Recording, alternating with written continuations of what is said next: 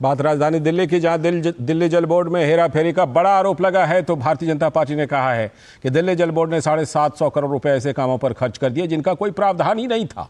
तो भाजपा ने इसकी ऑडिट ही नहीं बल्कि न्यायिक जांच की आवश्यकता की बात बताई। तो आम आदमी पार्टी ने भाजपा के ऊपर राजनीति करने का आरोप लगाया।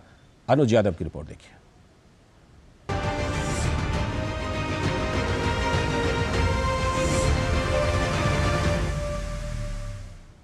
पिछले कई वर्षों से दिल्ली सरकार में भ्रष्टाचार की खबरें मीडिया की सुर्खियां बनती हैं, लेकिन दिल्ली सरकार का दिल्ली जल बोर्ड भ्रष्टाचार का बड़ा अड्डा बन चुका है। इस तरह के आरोप भारतीय जनता पार्टी लगातार लगा रही है।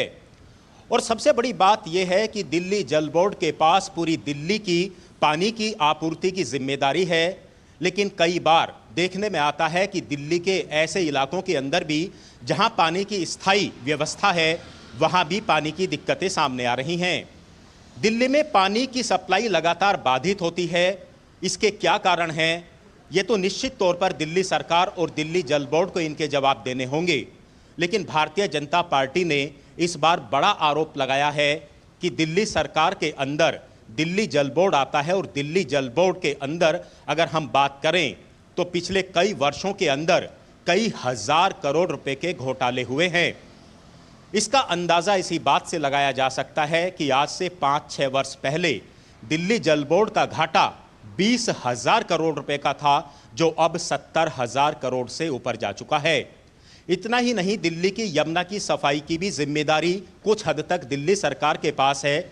अगर सीवेज ट्रीटमेंट प्लांट की बात करें तो वो दिल्ली जल बोर्ड को बनाने थे, लेकिन इस तरह के सीवेज ट्रीटमेंट प्लांट बने ही नहीं हैं और हजारों करोड़ रुपए दिल्ली की यमुना की सफाई पर खर्च हो गए। और दिल्ली की यमुना कितनी साफ हुई, उसका सबसे बड़ा उदाहरण इस बार छठ पूजा पे देखने को मिला, जब पूरी यमुना काली थी और झागों से भरी हुई थी।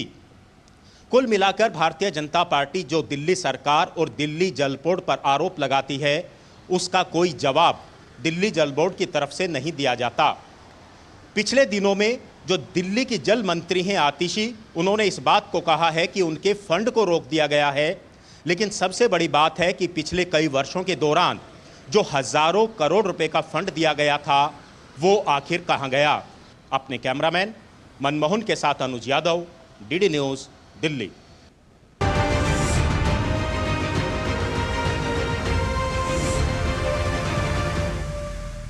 तो रिपोर्टर डायरी की इन्हीं पन्नों के साथ आज के इस वक्त में इतना ही। नमस्कार।